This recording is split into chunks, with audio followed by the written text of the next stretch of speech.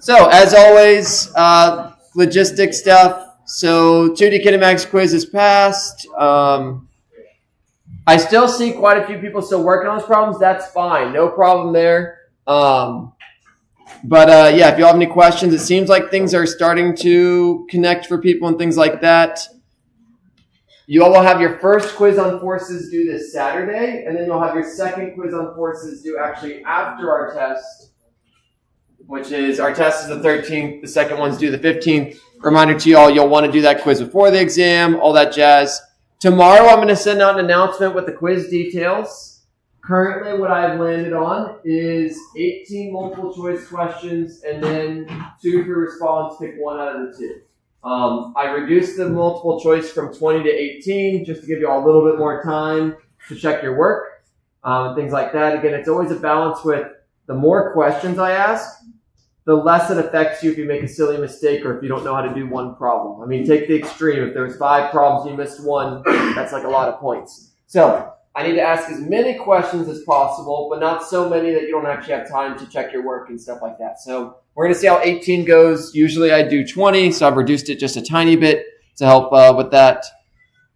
5 by 8 note cards here. If you didn't grab one, you can grab one at the end of class. They're up here. What do you put on the note card is a question I often get. It's a good question.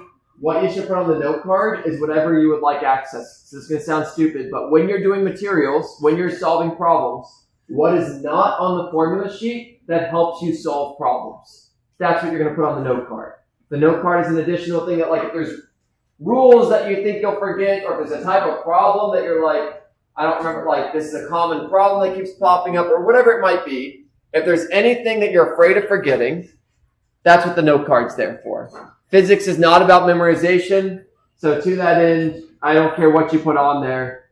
The chance of you like having the exact same problems I give you is very, very, very, very low. Maybe 1 or 2, whatever. So put whatever you want on there. Something I will also try to do tomorrow is generate a couple study resources, which sounds way nicer than it's going to be. The study resources I'm going to generate for you all is I'm going to take the problem sets and I'm literally just going to mix up the problems. That's how I'm going to, like, that's one of them. Because on the test, it's not in order. The problem sets are in order. So that, to make it look more like a test, I will just mix them up. And one of the things you can do to study is look at that mixed up problem set and look at a problem and say, what type of problem is this? Kinematics or forces? 1D, 2D, all that kind of stuff. So that's a good strategy. The other one I'll try to make won't take me much time too. I'm literally just going to get all the clicker questions and throw them into one big PowerPoint. Again, nothing fancy, but at least it makes it a little bit easier because remember, those are things that you're going to reference. When I put them in the PowerPoint, they're going to have the answers highlighted. And if you want a version that doesn't have the answers highlighted, all you're going to do is go to review and you're going to click hide ink. And then the answers are all gone. And then you want to look at the answer, you hit reveal. And so that's I don't need to so I'm not going to make 2 versions, one without answers, one with answers. I'm going to make one where all the answers are like drawn in here. And if you want them to go away, just click hide ink. You just have to open it in PowerPoint in that case. So it's a 1-button thing, so I don't feel too bad. All right. Other details about the test, make sure you have a note card, any calculator is good, all that jazz. If you are connected with student accessibility services, please do make use of those services. Register with them. They generally request a week in advance.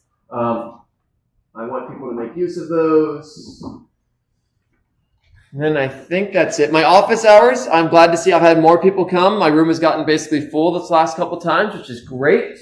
One thing I want to note about office hours, what I can do during office hours is basically, I've kind of likened it to spinning plates. So I can fit up to 9 people in my room.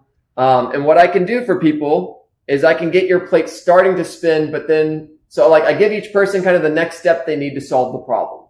And then you try it and then things like that. So I won't be able to provide, if you come to office hours, I won't be able to like teach you all the material. I won't be able to spend like a dedicated amount of time teaching through it because that's just, it's not in the cards. What I can do is when you're solving problems, if there's a problem you're stumped on, you've been working on it, you're not sure the next step, I can help you with that. or if you're working through a problem, you can work through problems in there, and when you get stumped, I can kind of point out what the next thing is or help you to ask the right question. So resource that exists. I also want to remind you the help room exists. So if you want more additional time outside of what I can provide, the help room is in PSB. I sent out the announcement about that. It's staffed by undergraduates who have taken this class and know physics and done well. They're phenomenal. The help room hours are posted, so they're throughout the week, and you can go and you can bring these problems, and they'll help you with those. Sark Tutoring has hours, and I think those are the three main sources. So yeah, take advantage of them if you're having difficulty solving these. They generally just make your time a little bit more efficient. But yeah, a big part of college is learning how to learn, and so to that end, it's all about what works for you. Is that by yourself? Is that making study groups with other people? Like, that is a thing you have to figure out, and every single person's different. Yeah. All right. Any questions about the test or stuff like that?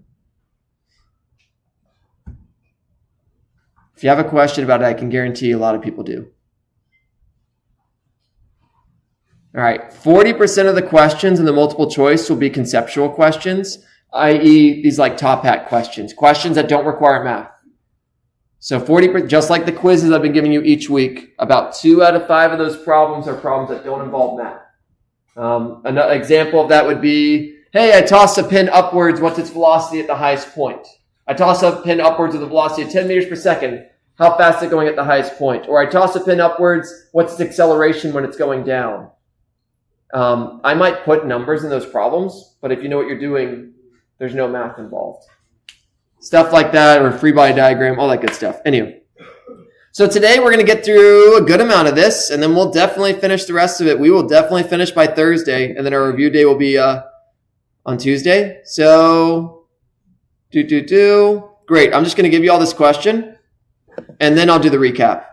So this question in and of itself kind of serves as a almost a review of a little bit what we talked about. You're in an elevator as it's moving in the middle of its journey.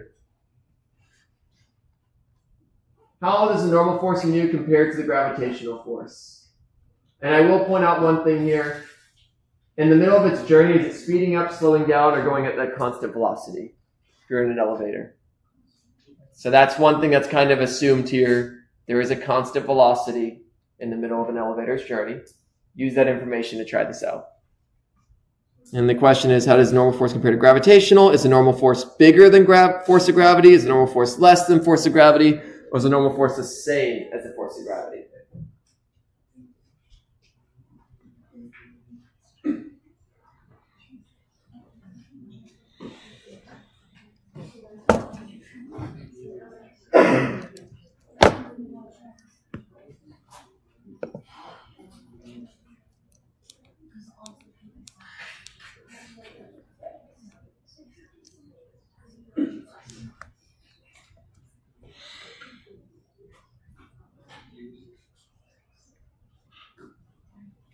All right, we'll go like 20 more seconds. All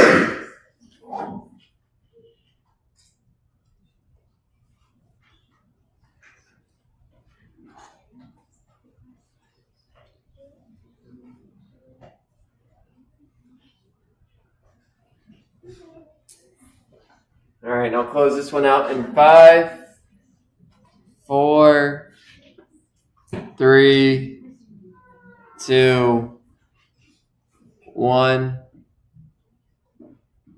All right. Anytime you all hear constant velocity, that's immediately like a flag in your head that tells you something really important. What is that? I maybe heard, I don't know, there's a lot of quiet murmuring. Velocity stays the same, which tells us another variable. Acceleration is, this is something that's super, like constant velocity, acceleration is 0. Great, why does that matter? Free body diagram. So the name of the game when it comes to forces, you're always doing this process when it comes to force problems. You never have to decide, like, how do you solve a force problem? It's always draw a free body diagram, always. And you say, what forces are acting on you? So in this, what forces are acting on the thing we care about? Gravity. We're always basically on Earth. Unless stated otherwise, you're on Earth. And then if I left it as this picture, that would mean I'm accelerating downwards, but we learned about the normal force. That's what keeps you from falling. That's what keeps everything from falling. If you lean against a wall, the normal force is the force away from the surface. In this case, the surface being the floor. And boom, 2 forces. So this is the first step to solving any force problem. If you see the word force in a problem, you go down this pathway. Draw a free body diagram. Second thing you do, the sum of forces in X equals MAX. The sum of forces in Y equals MAY. This is Newton's second law, Fermat. F equals MA. And you split it into X and Y because they're vectors. Now, the X direction here is very boring. Nothing is happening. So, there are no forces in the X. What does that equal? Well, the acceleration of the X is also 0. Wow, so excited. Like, nothing's happening, but I'm just putting that explicitly just so you see that. Great, 0 equals 0. How exciting. The Y direction, we do have things. Fn, is it pointed up or down? Positive or negative? Fn is positive plus Fg, up or down? So it's negative equals, what is my acceleration in the Y direction in this problem? Ooh, that's a good, so gravity would be true. A is negative 9.8 in only a very specific circumstance. Gravity is the only thing affecting it. When gravity is the only thing affecting it, you find that Fg equals mg, ma, and a equals g. So I like that, but in this case, we do have a normal force, so we're not going to be falling downwards. What did we say our original acceleration was at the beginning? Constant velocity means it's 0. So Fn plus negative Fg equals 0. So how do they compare? They're equal to each other. You're still moving. They're just not getting faster or slower. Neither one's winning. Is gravity pulling you down and so that you're accelerating downwards? No. Is normal force winning so that you're accelerating upwards? No. They're canceling out and you just keep moving at a constant velocity. So, a couple takeaways here. Just because the acceleration is 0 doesn't mean there's no forces. It just means they cancel each other. Also, just because you're moving doesn't mean you're accelerating. Anyway, so this is the most important thing. Free body diagram, sum of forces. We're going to be doing it again and again. That's literally this entire PowerPoint is doing this. Free body diagram, draw the forces. Free body diagram, draw the forces. Maybe in a problem we'll do it more than once though, and it'll be, oh, so exciting.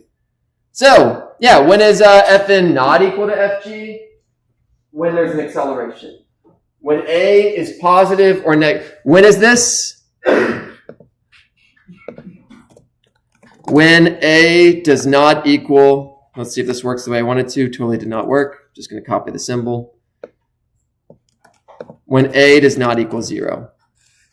That's when. When A does not equal 0, if it's positive, Fn wins. When it's negative, Fg wins. So, yeah, this is a little bit of a recap of last class. What did we learn? We learned about draw a free body diagram, sum of forces equals ma. And then I introduced this thing called I introduced gravity, Fg equals mg. And I introduced the normal force, which is anything that's on a surface. It's the force pushing back. You all right now are sitting in a chair. You're not accelerating downwards. Why? Because the chair pushes back up on you. When you lean against a wall, why don't you fall through the wall? You're leaning on the wall, you're pushing into the wall pushes back. Otherwise, you should fall. But you don't. All right, so we'll do a couple more problems like this, just to kind of see if this cements. Ooh, we got a bunch of different answers. Yeah, so these are good ones to go back and look at. And if is some cases where they're not equal. So when you're moving upwards, A is positive, so Fn wins. When you're going at constant velocity, A is 0. When you get to the very end of the journey, A is going to be negative and gravity wins. All right, let's do another version of this. 100-kilogram person wants to jump. What does the normal force need to be for the person to get off the ground? Does it need to be greater than 100 kilograms? Does it need to be greater than 980 newtons, less than 980 newtons, or 0 newtons? Draw a free body diagram. Sum of forces equals MA. What does A need to be? Yada, yada.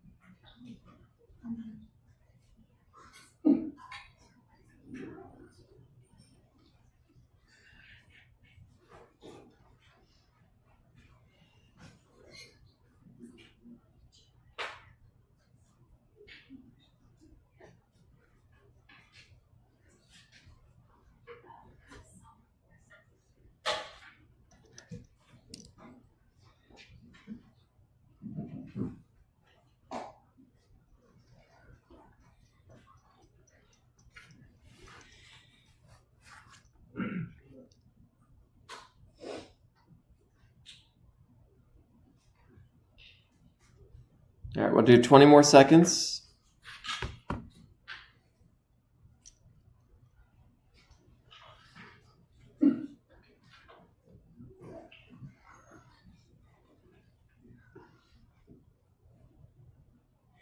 And 5, 4, 3, 2, 1. All right. Shock and awe, we're going to start this problem the same way we do every force problem. Free body diagram. All right, what forces are acting on them? Gravity, which way is it?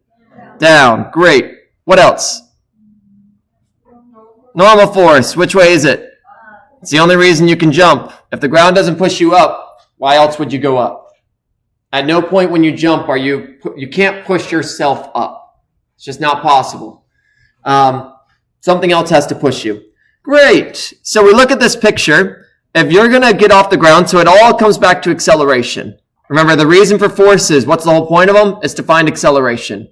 Which way are you accelerating if you're jumping? Upwards. What's my velocity on the ground right now? 0. If I jump up in the air, the second my feet leave the ground, which way is my velocity? Up or down? So which way is my acceleration then? Great. My acceleration is up. So which of these has to win? Normal force. So immediately we know the normal force has to beat gravity. That's the only way you're going to get off the ground. Great. Okay. So then we build our equation. Now this one, we only care about the y direction because there's nothing else. So Fn plus negative Fg equals m times ay. No idea what my mass is. Well, I do know my mass. How exciting. Acceleration, don't know, but this problem wasn't asking for specific numbers. It was just saying find how it does it need to be bigger than that, smaller than that, so on and so forth.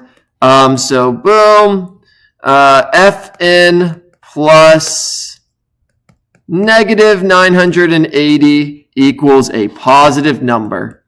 All I care is that the right side is positive. Mass is always positive. There's no such thing as negative mass. So basically we're just saying this side, my acceleration is positive, so this needs to be positive. Therefore, Fn needs to be bigger. Fn needs to win. That's the whole point of this. If I drew my picture a bit more accurately, if I want to jump, my Fn arrow better be bigger. Okay, well then what's the value of this one? This is the whole 980. So that's this problem. It looks like I did some math, but this problem, the math would just be, oh, I need to beat gravity. What's the math for gravity? 9.8 times 100. Takes about a couple moments and then you're good. So this is the maximum amount of math you'd have to do on like one of these conceptual. I'd still classify this conceptual. I'm writing out the math so you can see the logic, but there you go. And we got that result. So yeah, this is bread and butter. We're just going to be doing this again and again and again and again and again. So much fun. It is really interesting though. But yeah. The nice thing is it's the same process. All right, so throughout this PowerPoint, I'm going to then introduce new forces because we got to label our forces. We need to know the names of forces. Tension force. If something is attached to a string, tension force is the force of that string on the object. A string, a rope, a chain, a strap. I don't care what it is. Some string or rope-like object that's pulling on something. We call that the tension force. There is no equation for the tension force. You don't calculate the tension force by tension force equals, and here's an equation for it. There isn't one. How do you calculate it? Sum of forces equals ma. That's how you find the tension force, which means I either have to give you A, or I give you the tension force and you find A. And this is always pointed along the string and away from the object. You know, if a rope's pulling something, it's going to pull it whatever way that rope is pointed. So, which is going to totally be what you would want it to be. The direction of it. So let's say you had something hanging from a ceiling. In fact, that's literally the next problem. So, great, something's hanging from a ceiling. Which way does tension point? Up.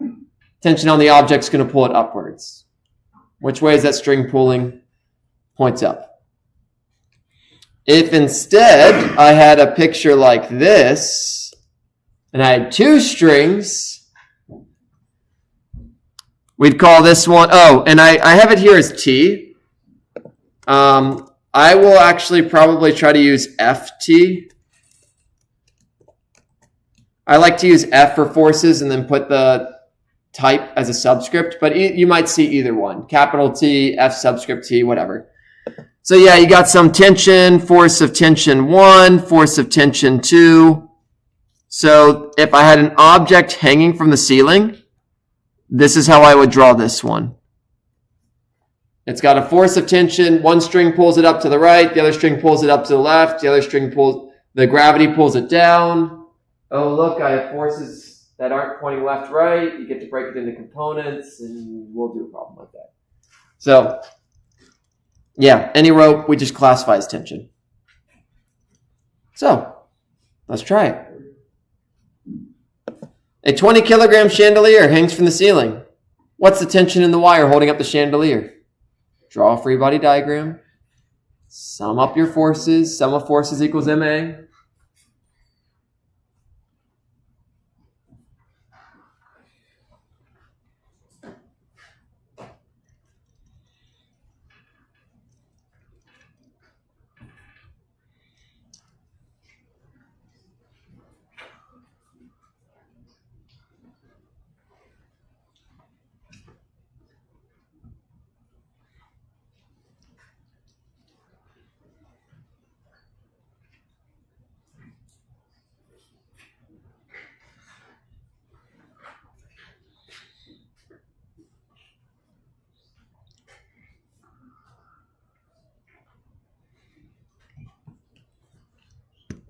And to draw a picture of this, it's just one single wire.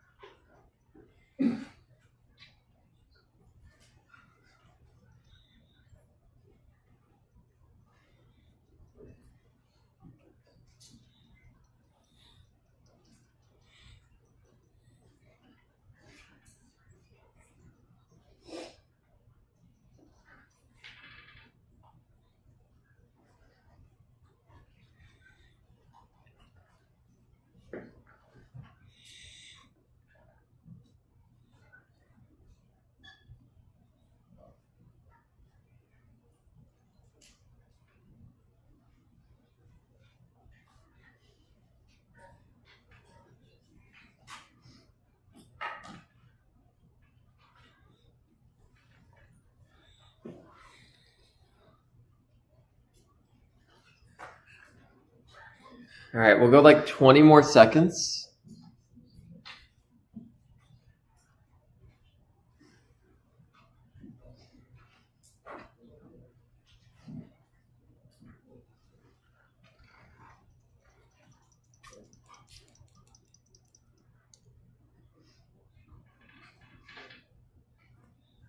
All right, and I'll close it out in 5, 4, 3, 2, 1. So looking at these answers, there's only one possible answer that's anywhat reasonable. Like you'll see what I mean as we solve this. All right, free body diagram. What forces are pulling this thing? Gravity. Which way is it? Great. Fg. And you know what? While we're looking at it, let's just calculate it. Fg is mg, so that's 20 times 9.8. Remember, when I do these forces, I choose to make g positive 9.8, and then I decide positives and negatives later. I decide positives and negatives when I add up my forces. I find that results in less errors. Because often what people will do, people will put the negative 9.8 here, and then when they're adding the forces, they'll subtract it, and the two negatives cancel, and you end up with the wrong answer. You can only put the negative one time. If you put it twice, you're double counting it. So I just find this results in less mistakes if I do it now versus later. If I do it later when I'm looking at the directions. So 20 times 9.8, actually I don't need a calculator. It's the only option there. 196 newtons, great. What other force is my chandelier accelerating downwards to the ground? Why not? Tension's pulling it up. Remember, at the end of the day, y'all, these are pushes and pulls, and you can always think about, if my picture is correct, does it match reality? Does my picture match reality? If you only put gravity here, I should be accelerating downwards. Something has to be counteracting it. These are all pushes and pulls. We have no idea what the force of tension is, so we leave it as is, and then we do sum of forces. What direction am I working it with in this problem? X or Y? Y. There's no forces in the X, so we don't need to bother with it. Moving forward, don't worry, there will be. Force of tension is positive. Force of gravity is negative. What's my acceleration? 0. Is your chandelier speeding upwards into space, or speeding downwards to the ground? No. There's lots of things hanging in this room. And this is where I do want to remind you all, it's not because it's not moving. It's not about that it's not moving. It's about that it's not speeding up or slowing down. It's not speeding up or slowing down. What's its velocity right now? 0. What's its velocity 10 seconds later? 0. What's its velocity an hour later? 0. Its velocity is not changing is what we care about. I don't want people to mix up velocity and acceleration. It happens all the time. So long story short, Ft equals Fg in this specific problem because acceleration is 0. There's the logic, yay.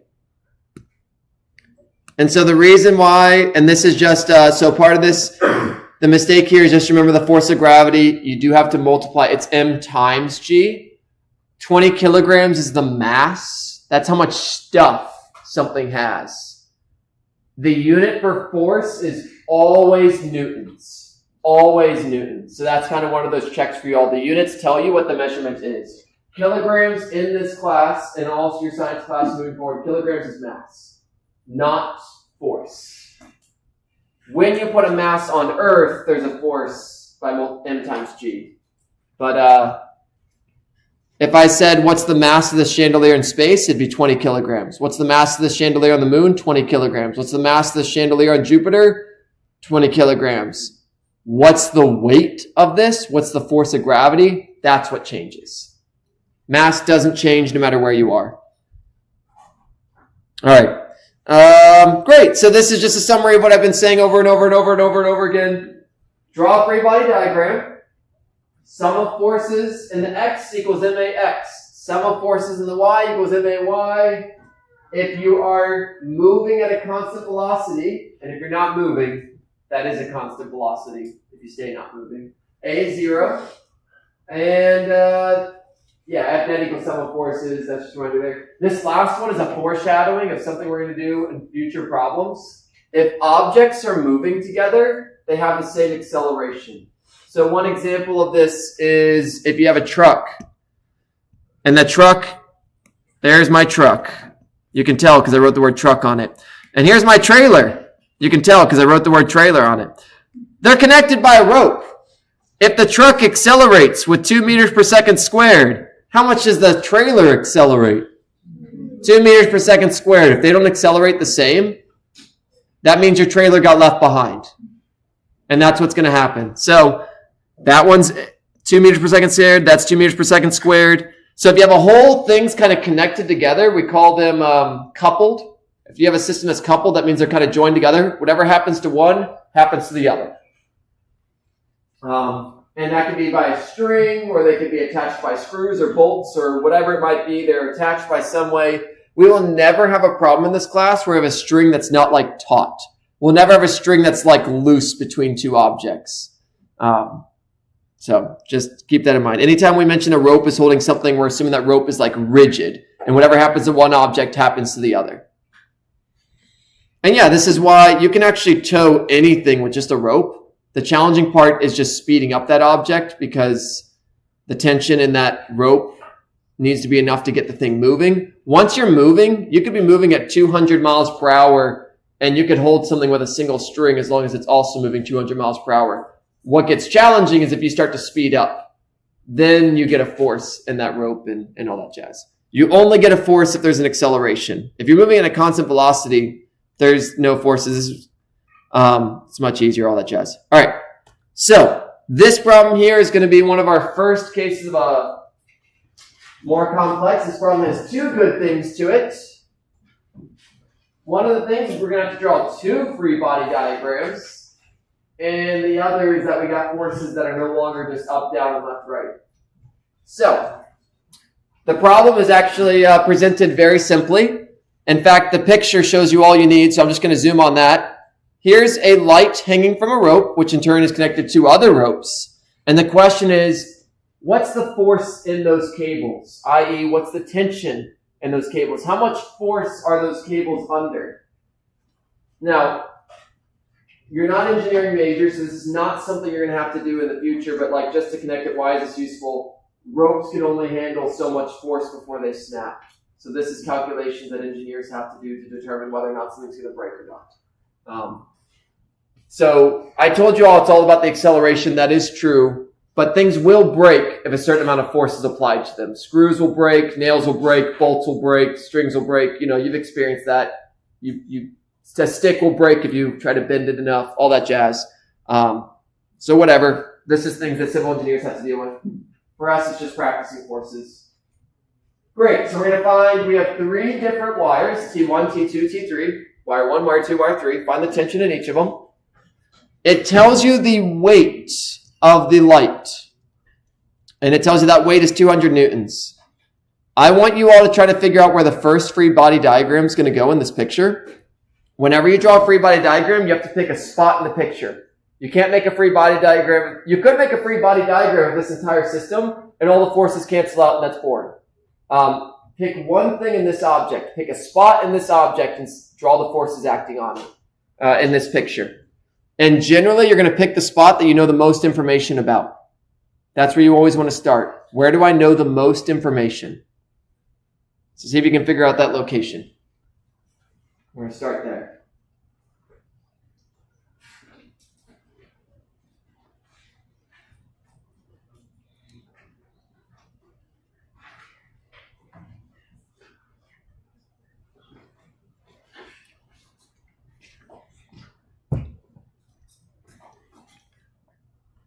The first spot we're going to care about is this light itself. Why? We know how much the weight of it is. We know something about it.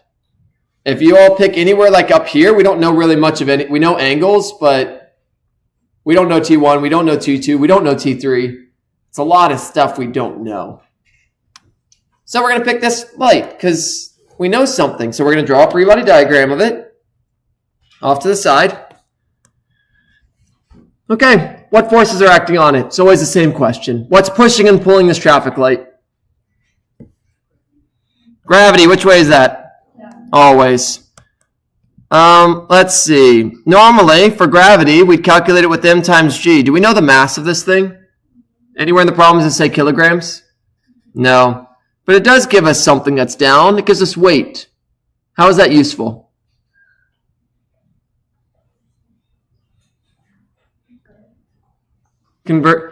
What's the units of weight?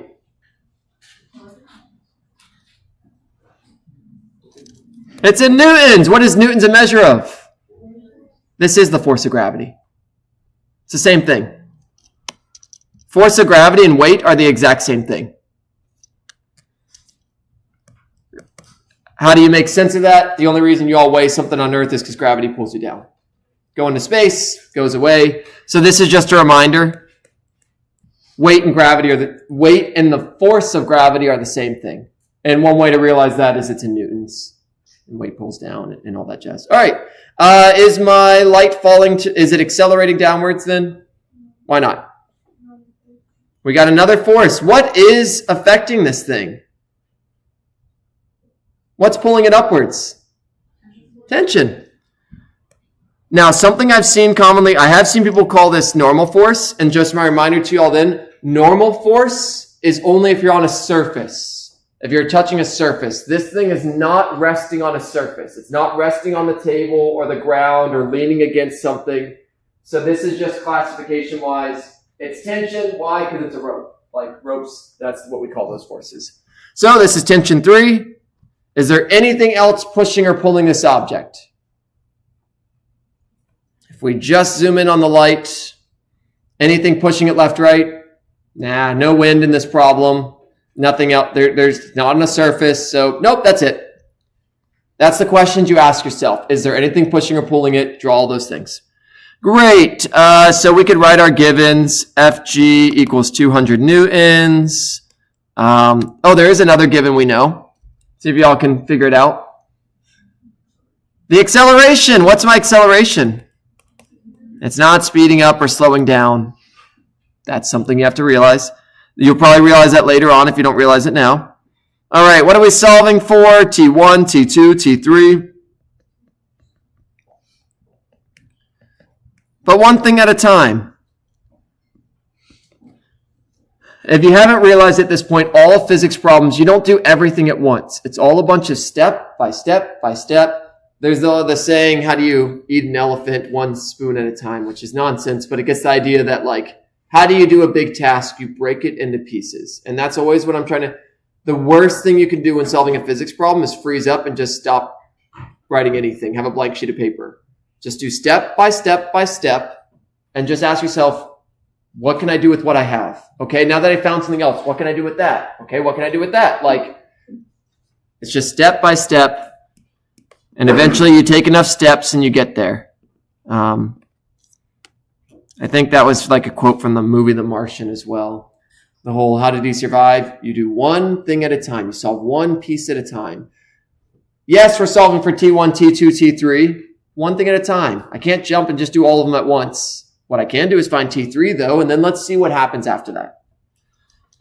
Okay, so we sum them up.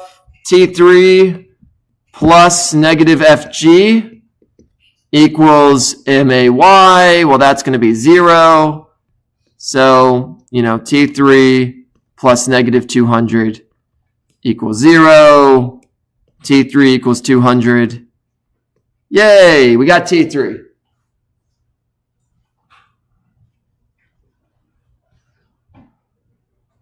We've now discovered something else in our picture. We have found the value of the tension in this cable. We can add that to our picture if we wanted to, is 200 newtons. Okay, now I want you all, we're going to have to draw another free body diagram. This one didn't have T1 and T2 in it. So let's find a part of the picture that does and has some more information that we might have just discovered. So see if you all can identify where the next free body diagram should be. Where in this picture should I draw the next set of forces?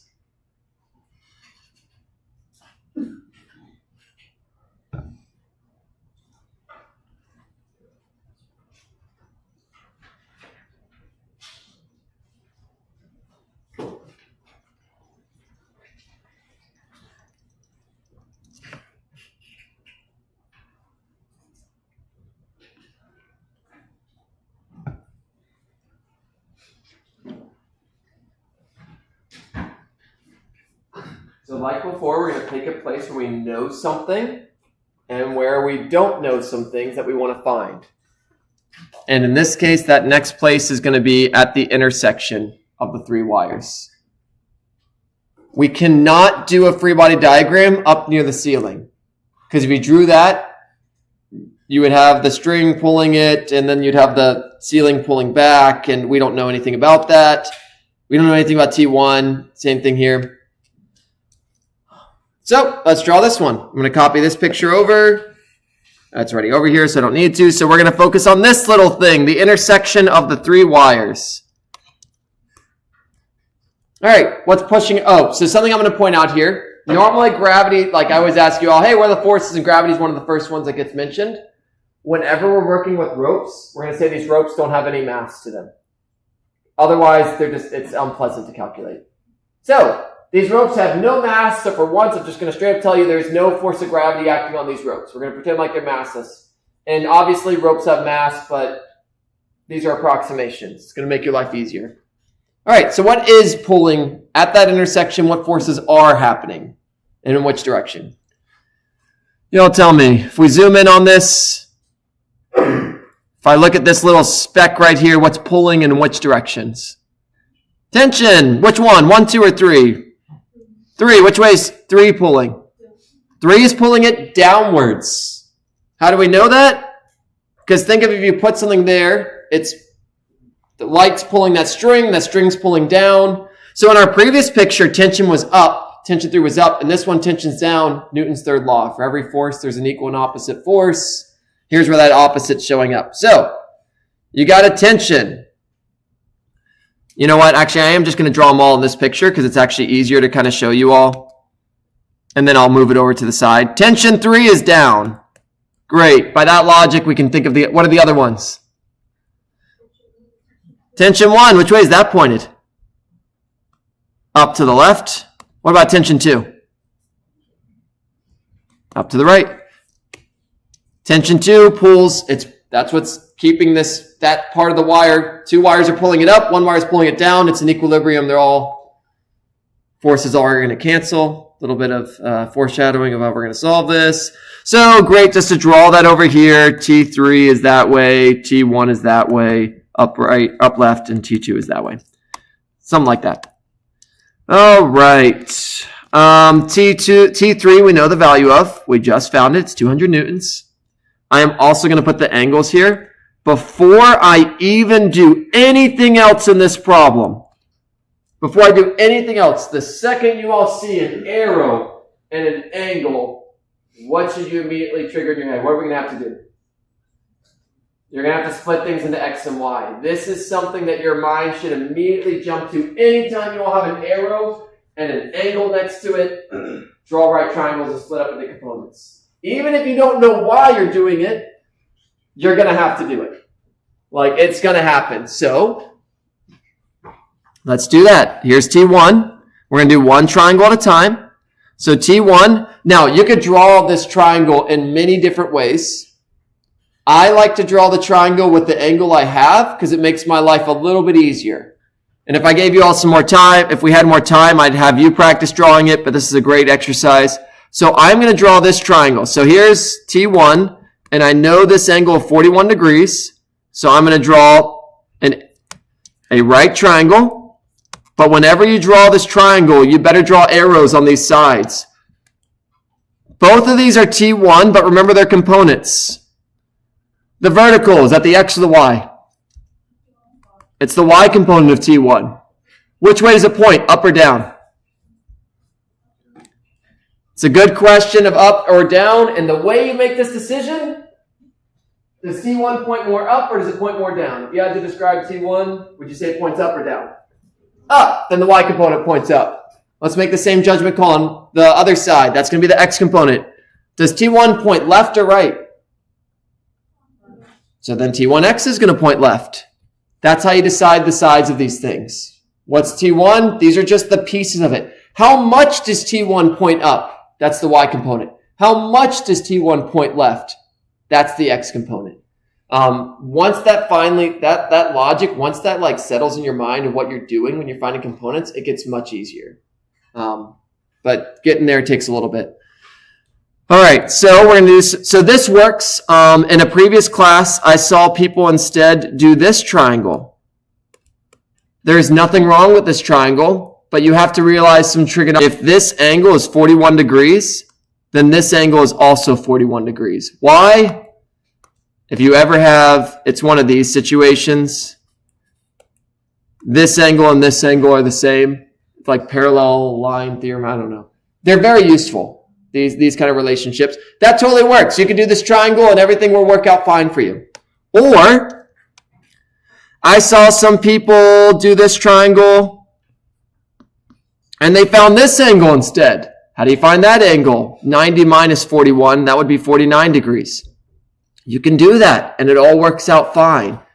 As long as your logic is solid in how you define angles, it all works out. But all of them work. All right, so long story short though, you then have to SOHCAHTOA.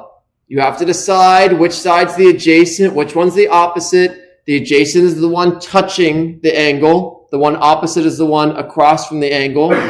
This is adjacent. This is opposite. This is hypotenuse. And so to that end, if I want to find the adjacent side, we're going to get it in terms of the hypotenuse. That's always, we're breaking into components. So we're going to do cosine of theta equals T1x adjacent over hypotenuse. This problem is one that you're going to want to practice in terms of, do you know how to split things into components? Like, are you able to do, this problem has a lot of skills together. And so at any point you're like, what's going on? This is a great problem to practice a bunch of skills, vectors, forces, all that good stuff. Great. Right now, I'm putting them all as positive. We're going to make some decisions later about a negative. For now, I just leave them all as positive. All right, we're going to do the exact same thing with T2. T2 is pointed up to the right. I know this angle is 63 degrees. So I'm going to draw another one. That one's T1y. Nope. That's T2, T2x, T2y. And same thing, T2x is going to equal T2 times cosine of 63, not because x component is always cosine. Do not fall into that trap. It's not because x component is always cosine. It's because the x component is the adjacent side, and cosine goes with adjacent. That's the logic I want you all to be adjacent, opposite.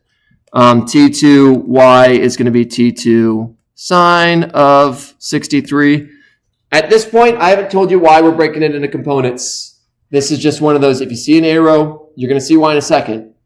But this is just a flag. This is one of those things. If you see an arrow with an angle, break it into components. Guarantee you're going to have to break it into components. Just like, immediately do that. And as time goes on, hopefully you'll realize why you're doing that. But if nothing else, as long as you're doing it, that's a good thing. If you're not going to get the answer. Okay, so you know what's given. We got T3. We do know another couple givens. What's my accelerations?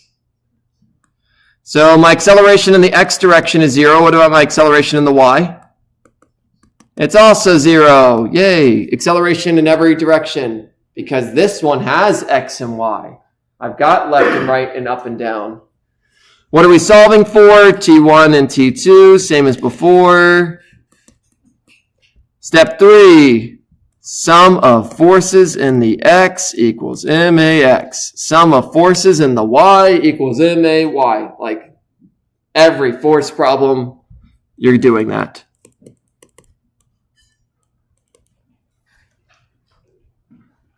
Force problems are different than, obviously they're different than kinematics problems. What is uniquely different is you're building the equations. So you have this recipe for how to build the equations, and you have to sum up the forces to build it. So like, let's build the x force equation. So what forces are acting in the x direction? Which forces are pointed left, right? You tell me. Do we have any arrows pointed left and or right? What are they? We have T1 and T2.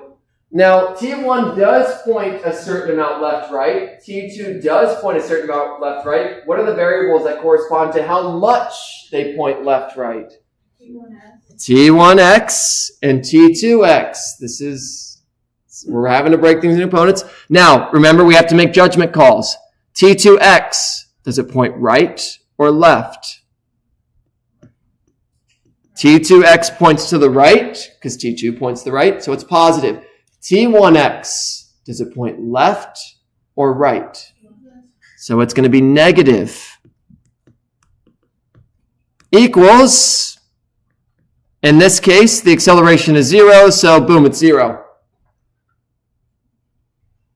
Now, thankfully, we've already found these components in terms of, this problem doesn't say find T1x and T2x. This problem says find T1 and T2. If only we had a nice relationship between T1x and T1. If only we had a nice relationship between T2x and T2. Oh, look. We found that relationship before. So this is where, hey, split things into components. If you don't realize why, it will pop up at some point. So we're just going to swap those in. We're just going to swap in what they are in terms of the variables. So T2x is T2 times cosine of 63. T1x is going to be T1 times cosine of 41. And we got to swap them in terms of the variables we actually want to find. T1 and T2. Can we solve this? How many unknowns are in this? 2. Do we know the value of T2? No. Do we know the value of T1? No. You cannot solve one equation that has 2 unknowns. Well, if only we had another thing that let us make another equation. Oh, look, the y components. So let's do that. Acceleration of the y is 0. So that one, what points up? T1y points up. So T1y, positive or negative? Yeah, and I'll do that. Both T1y and T2y are both positive. Anything else pointed up, down?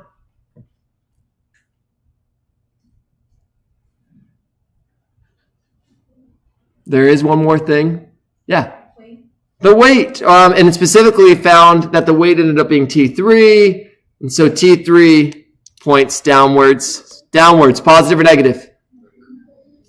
So negative T3 equals 0 only because the acceleration is 0.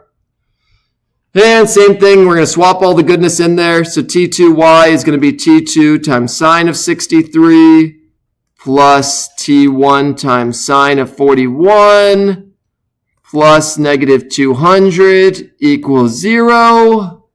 And at this point, all the physics is done, and it's a math problem.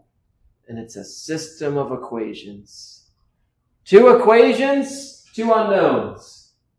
I am very quickly going to work through these. I am not going to go... So this is one of those, this is the least interesting part of the problem, which is why I'm going to zip through it. It is the math part. And this is where I'm also going to let you all know. This is, I am not going to give a problem where the math takes as long as this one does. Rule of thumb on the exam is that 70 to 80% of your time should be setting up the problem, and only 20 to 30% of your time should be doing math. So that's the goal, assuming math skills are solid and all that kind of jazz. So this problem, the math is a little bit tedious, to put it bluntly. But it is good math practice if you want to there is good math practice. So when you all try this problem on your own, I am more worried about, can you get to this result?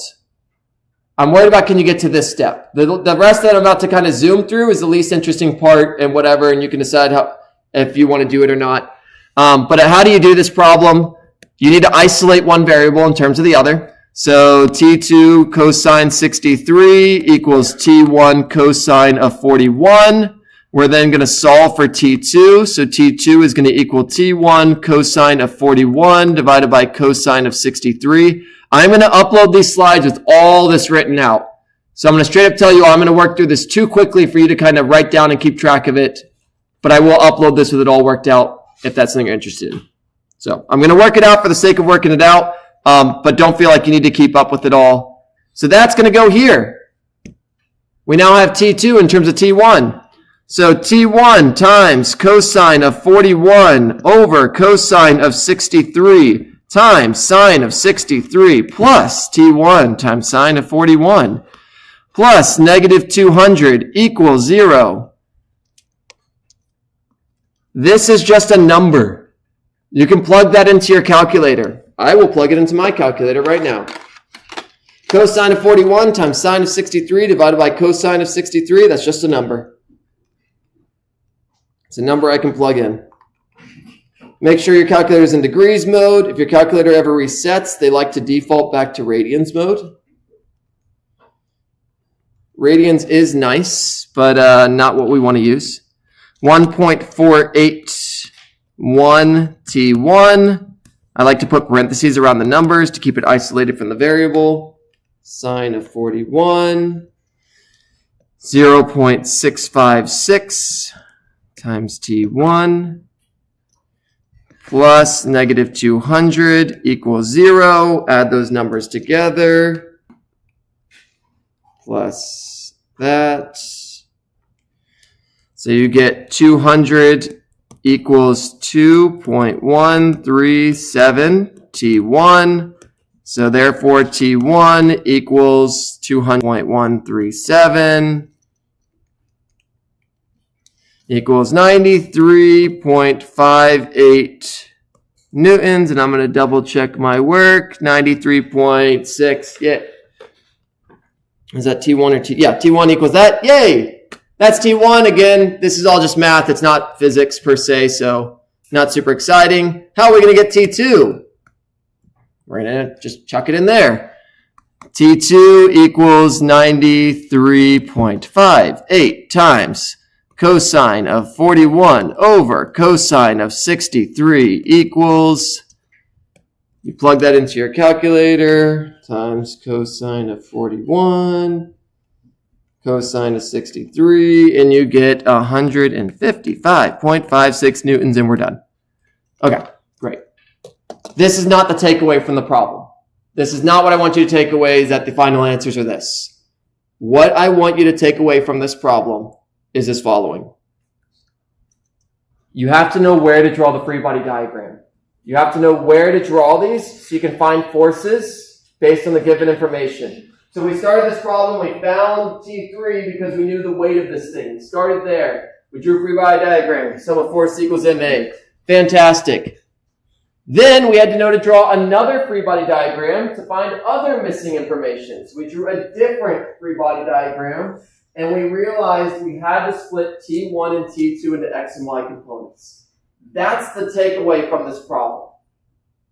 Choosing where to draw your free body diagram matters, and splitting your forces into X and Y is necessary. That's the takeaways from this problem. Not that whole system of equations at the end. That's just to actually solve it at the end of the day. So when you all solve this problem, I do highly encourage you all to go through this and see, can you actually make these equations? Making the equations is skills that you definitely need to know. Doing a system of equations and solving that, yes, that is nice. There's lots of ways to make silly mistakes here, though, and mix up numbers, and that's why it's the least interesting part to me. And so, one, I'm not going to give a problem that has that much math, like the system of equations like that. I'm not going to do a problem like that because it tests your math more than your physics. But what I could ask you, I could ask multiple choice problems related to this. I could say, how does the force of T1, how does the horizontal force of T1 compared to the horizontal force of T2? They're the same. How do you know that? That's this equation right down here. They're equal to each other. Can you set up that equation? So that's something I might ask. I could ask the force of T3. That'd be pretty simple. Yeah, so that's kind of the idea there. If I did a multiple choice, that's some examples of that. So there you go. Great problem to set up. The math, up to you whether or not you want to go through it. I'm not too worried about it. All right. To reset us a bit, let's see how we are drawing free body diagrams. I'm going to do everything I can to make certain you all are good at free body diagrams, because if you can't do this, all the rest of the skills fall apart. Which of the following is the correct free body diagram for a car at rest? Do not look at these and say which one's correct. Draw a picture and then say which of these matches the picture that you drew. That's how to make sure you don't make a silly mistake.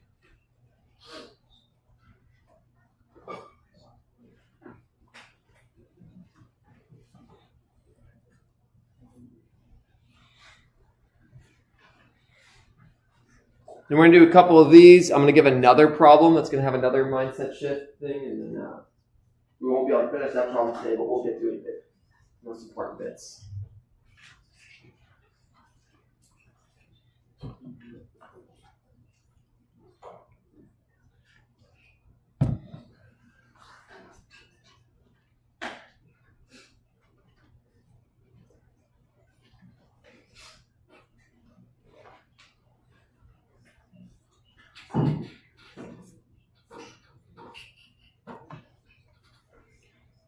We'll go 20 more seconds.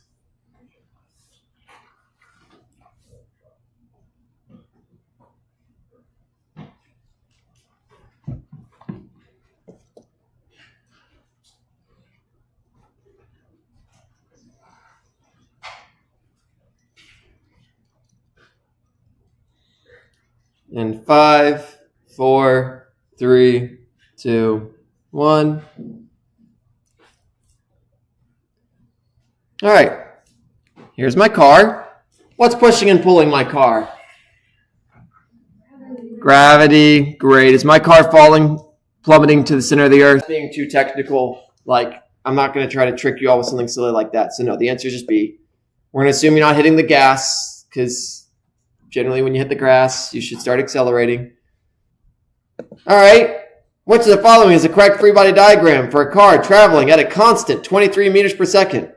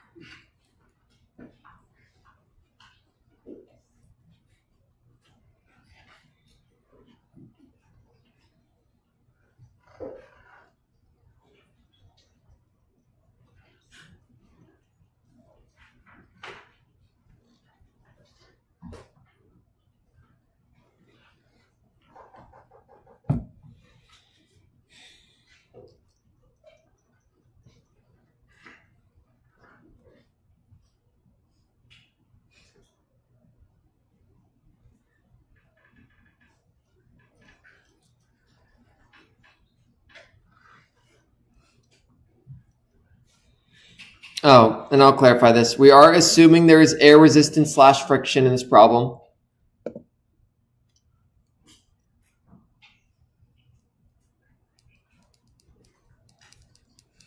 We are assuming that there is air resistance. There is air resistance / friction. Technically needed to clarify that. But. All right, so 10 more seconds given that new and exciting information, which you probably already guessed. And 5, 4, 3, 2, 1. Great, so we got our car. Normal force still exists. We're still on the ground and we're still on Earth. Both of those still exist. Just because they cancel doesn't mean you don't draw them. In fact, it's very important you draw them. When we get to friction, you're going to find out why. They still exist. Gravity's still pulling it down and the Earth's still pushing it back up. Those didn't go anywhere. But yeah, there's air resistance and friction. If this car is moving to the right, which way is the friction going to be? Left. It slows you down. For me to move at a constant 23 meters per second, according to this picture, I should be slowing down. Why aren't I? Something's pushing the car forward. The wheels, we're going to learn that, fun fact, it's actually friction that pushes you forward, which is a weird idea because friction slows things down. We'll kind of sort of touch on that. We call applied force for the catch-all for things that don't fall into our nice categories. But just a fun fact for you all, when you walk forward, you don't push yourself forward. You push backwards and then the ground pushes you forwards. Why does it push you forwards? Actually, because of friction. If there's no friction, you can push backwards all you want and nothing's going to happen. That's why on ice, you're not going to move much. So anyway, the answer though is this one. The acceleration in every single direction is 0, but you're still moving. So remember, acceleration, force, not the same thing. Acceleration, velocity, not the same thing. Great. That's just a recap on those. This next problem is an important one, and it has a trick to it. It has a trick to it because it involves pulleys. Pulleys, before I even read this problem, so I got two things. I got a mass connected by a string to another mass. So, okay, I'll read the problem and I'll talk about it. Two blocks are connected by a massless rope. Ropes are always massless in these classes. Shown below, the mass of the block and the table is 4 kilograms. The hanging mass is 1 kilogram. The table and the pulley are frictionless. That is not a requirement. I think one of the quiz problems you're going to have is it's not frictionless. Find the acceleration of the system, find the tension of the rope, yada yada. Great. I got 2 blocks. There's no friction. What's going to happen? You set up this system. What do y'all think is going to happen based on your 18 plus years of living in this world? Yeah, this guy's going to fall. And which way is the other one going to move? To the right, because they're attached to each other. So great. That's one thing. And so you know what's going to happen. So now the thing I'm going to teach you all, pulleys are just something that redirect forces. All a pulley does is it takes a force in one direction and it makes something else move in a different direction. Case in point, why does this move? Why does anything move in this picture? Gravity, right? Which one's gravity actually affect? Which one is it gravity on mass 1? Is that making the whole thing move? No. It's the gravity on mass 2. It pulls mass 2 down, which in turn makes mass 1 move to the right. It's just redirecting that force. It's redirecting that force for us. If we had a pulley system, again, sure you've seen / mess with a pulley. If I pull this string down, this block goes up. It's just redirecting the force. Okay? Great. Now the thing I'm about to tell you is going to be something you might not be comfortable with, but it is the key to solving this problem. And even if you don't like it, just kind of trust me on it. This is a one-dimensional problem. And you're not going to like that because block 2 is going up, down, and block 1 is going left, right. And up to this point, I've told you up, down, and left, right are 2 different things. So here's the mindset you need to have with this problem. Why is it a one-dimensional problem? One dimension means you can only move either one direction or the other. And in this case, the way I'm going to frame that, you can go forwards or backwards in this system. You are stuck on rails. It's kind of like when you ride a ride at Disney or something like that, or a roller coaster. Sure, that roller coaster might go up, down, left, right, and whatever. At the end of the day, you can only go forwards or backwards. You should not leave the trails of that, and that is actually a one-dimensional problem. As crazy as it seems, we can frame it as such. You can go forwards or backwards. Forwards is positive, backwards is negative. So that's actually how we're going to frame any pulley problem you all do. I highly encourage you to frame it in that way. Forwards is positive, backwards is negative. Okay? You're going to see how that's going to be useful when we solve this problem. It is possible to solve it without framing it that way, but it's more unpleasant. So this is my path I can take. And if I'm traveling this way, it's positive. If I'm traveling the other way, it's negative. Forwards and backwards. Okay. That's going to help us because then the next thing we're going to do, it says find the acceleration of the system. Notice it didn't say find the acceleration of block 1. It didn't say find the acceleration of block 2. And this is the thing I told you all many slides ago. Remember I told you all, if you have 2 things connected together, their acceleration, you should consider them together because whatever happens to one happens to the other. If the acceleration of block 2 is 5, the acceleration of block 1 is 5. The acceleration of block 2 is 3. The acceleration of block 1 is 3. They're stuck together. If block 2 moves down a meter, block 1 moves over a meter. They're stuck. Whatever happens to one happens to the other. So, this is the free body diagram we're going to draw. We're going to draw them stuck together. It's going to seem weird. And in this case, to the left, we're not doing left-right. We are doing forwards. Forwards is to the right. And backwards is to the left. So we are going to draw a free body diagram where the arrows that make it go forward point to the right, and the arrows that make it go backwards point to the left. Try it. I'll give you all a couple minutes. See if you, what forces pulls this thing forward? What forces pull this thing backwards? What forces are in any other direction? And if there's nothing, then don't put anything there. That's block 1, block 2. They're stuck together.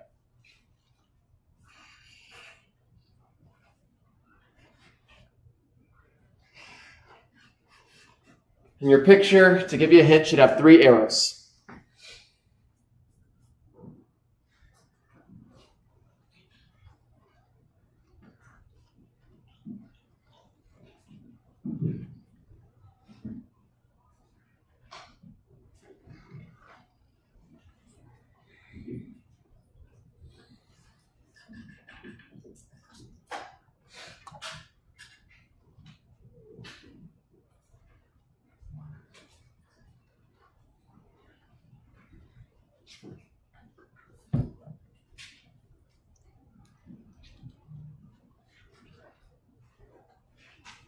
All right.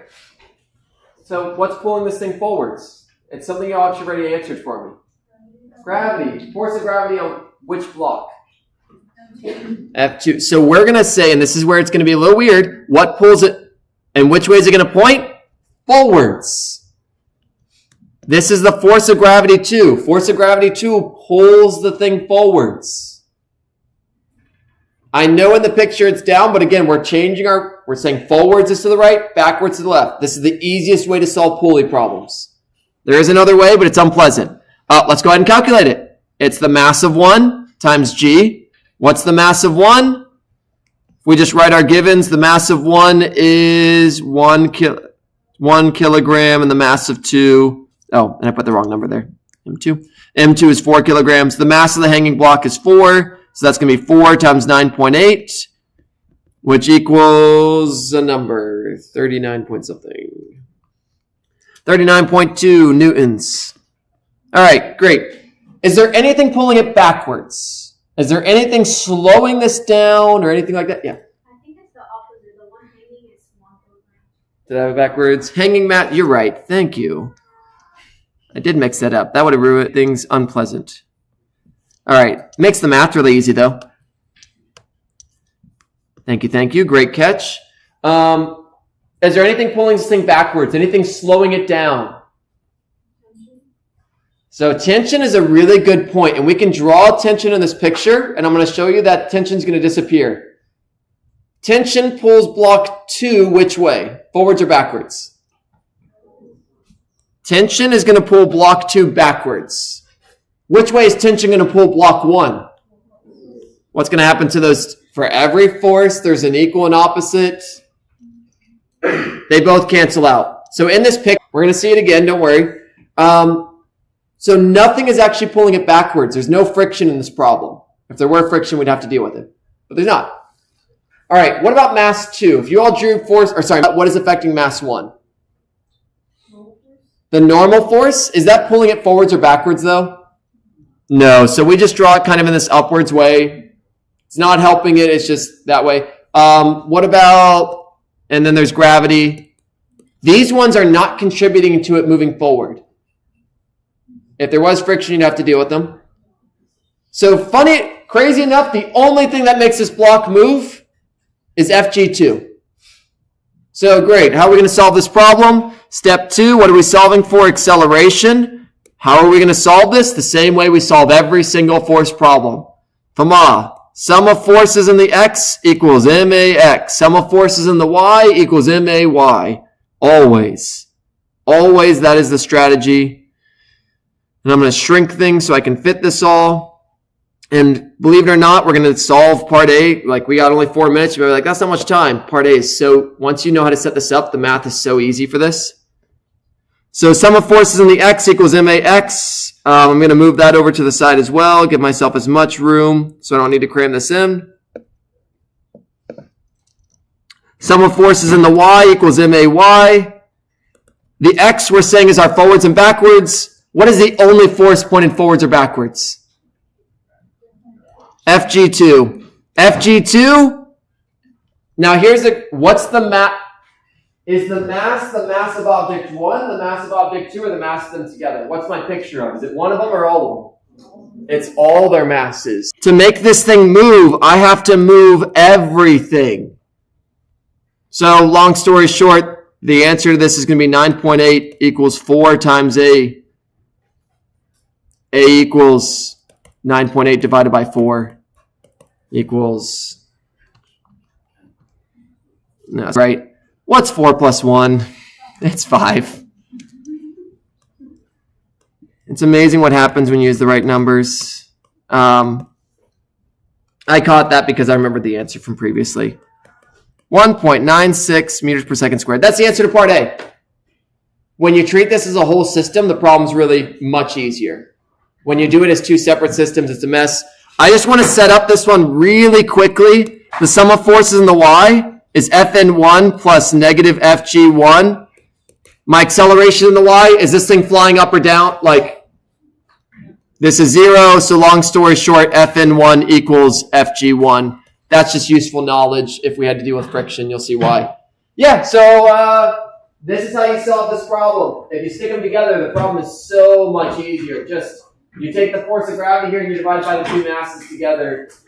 Next class, we'll finish up this problem. And I'll see if y'all remember that their accelerations are the same and all that. So yeah, this is a good one to think about. Pulleys, they're very, very useful. And this is how you deal with pulley problems.